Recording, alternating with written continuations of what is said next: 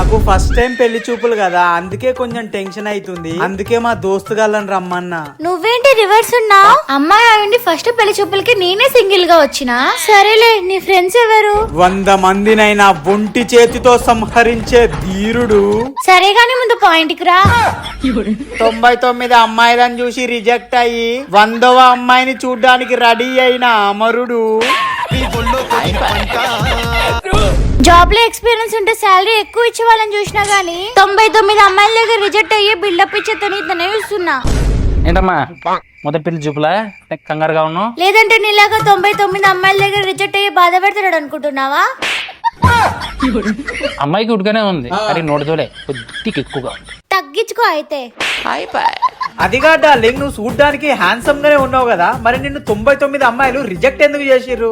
ఇది చెప్తే అర్థమయ్యేది కాదు డార్లింగ్. ఫిబ్రవరి 6వ తారీఖున సుమతి శతకం అని సినిమా వస్తుంది. వెళ్ళావనుకో నీకు ప్రాపర్ గా అర్థమవుతుంది, నువ్వు బాగా నేర్చుకుంటావు. అందరం పోయి చూస్తాం గానీ ఆ 100వ అమ్మాయి అయినా సెట్ అయినా అది కూడా ఫట్టేనా? అది తెలియాలంటే ఫిబ్రవరి 6వ తారీఖున సుమతి శతకం చూస్తే తెలిసిపోతుంది.